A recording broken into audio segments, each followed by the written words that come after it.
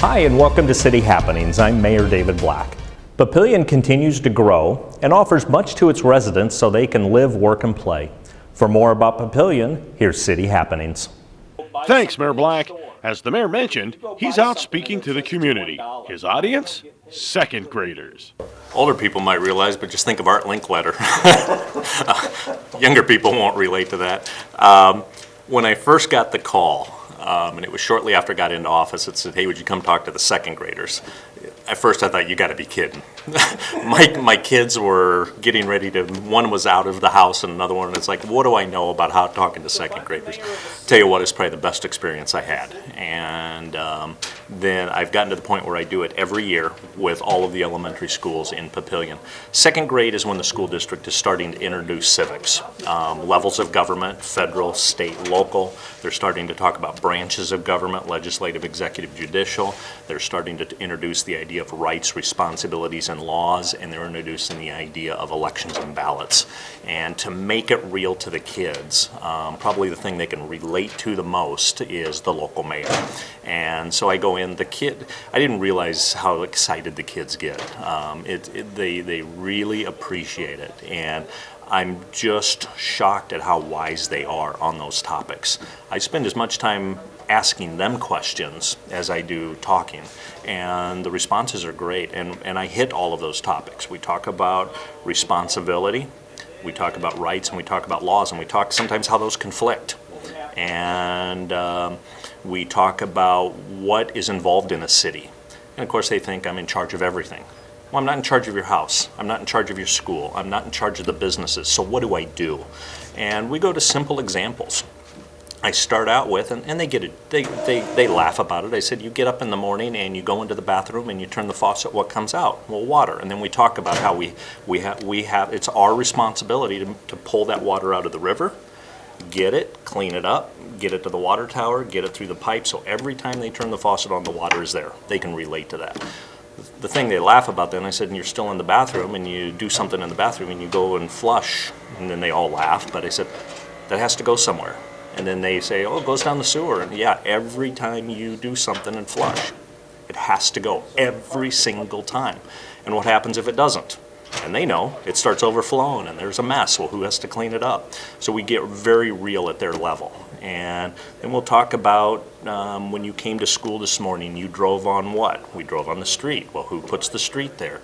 When it snows, what has to be done? It has to be cleared. What happens if we don't take care of it? Well, there's probably a hole there. What happens when you hit the hole? Well, you get in a wreck. Well, what happens when there's a wreck? You call 911. Well, who shows up? Police and fire.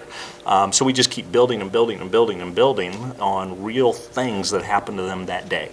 And then we talk about the summer and sports and parks and Papio Bay. But one of the things I enjoy is after we do that, move to the rights, responsibilities, law conversation. We'll talk about the park. You're there with a friend. One of the friends throws some trash on the ground. Do they have a right to do that? No, that's against the law. It's littering. You're there with them. Do you have to pick it up? And then they debate amongst themselves. Yeah, you have to pick it up. And I said, no, you have a right to leave it there. Should you pick it up? Yeah, you have a responsibility to pick it up. And they've actually started talking taxes at that level. So then we'll translate to taxes pay for all the employees. And we'll talk about how many employees there are. And then we'll say, you had a right to leave that trash in the park. But if you didn't pick it up and no one else picked it up, what happens to the park? And then they start talking about how it gets trashy and we don't want to go there anymore. And so they lead themselves down the path of quality of life. So then they said, we don't want that to happen, right? No, we don't want that to happen. Well, somebody has to pick it up then. I pick it up. Well, one of my workers picks it up. That costs money. Where'd that money come? The money came from taxes. It just makes it very real, and it's a great time, and we have a lot of fun. The students at the local school district Zoo Academy pitched their legislation proposal to Congressman Lee Terry. It fits really well with the purpose of the Zoo Academy, which is bringing real-life circumstances to their learning. So they study things, they learn about it, and then it's the process of taking action, much as you would do in real life. So it's the direct application of what they've learned, and that's what the Zoo Academy is all about. Our Zoo Academy has been working on a challenge-based learning project for the year. We are working on a shark finning project that affects the ocean. They say 60 to 100 million sharks a year are taken out of the waters. They're either finned or taken back to, the docks and cut up into steaks, things like that. These sharks are important in the wild. Obviously, they keep the ocean in check. It's real life, it's real biology, but in 10 years, it could be 1 billion sharks are out of the ocean. Other animals are going to take over, and it really upsets the balance. So we are going to invite a couple of state representatives, and hopefully we can talk with them and possibly introduce a bill down in Lincoln to ban shark fin products. I know it's ceremonial in Nebraska, but it's still important. There are Asian markets around that sell shark fin soup here in Omaha and Nebraska. Unfortunately, it's not a good thing.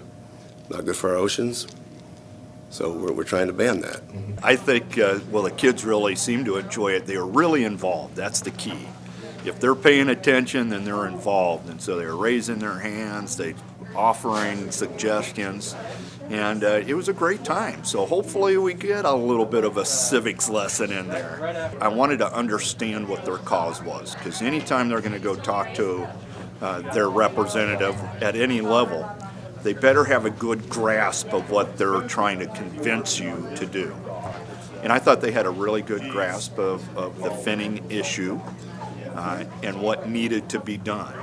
And also I thought it was important that they discussed the magnitude of the issue.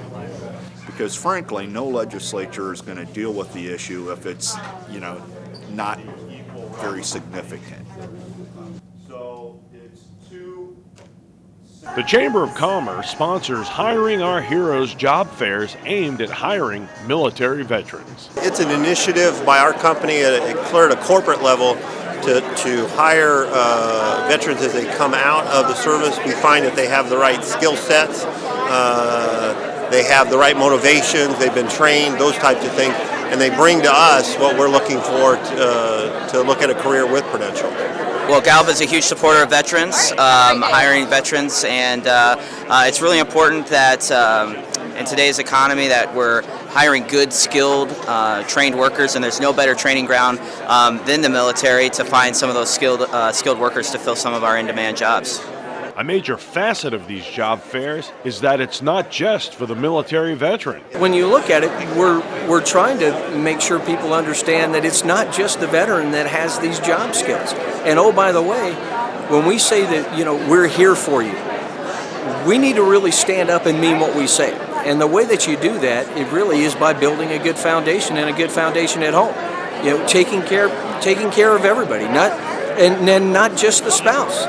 We're talking about brothers, uncles, kids, you name it. They're all welcome here. And we know that there's a lot of military spouses out there that have some terrific job skills that just haven't been in the workforce in a long time.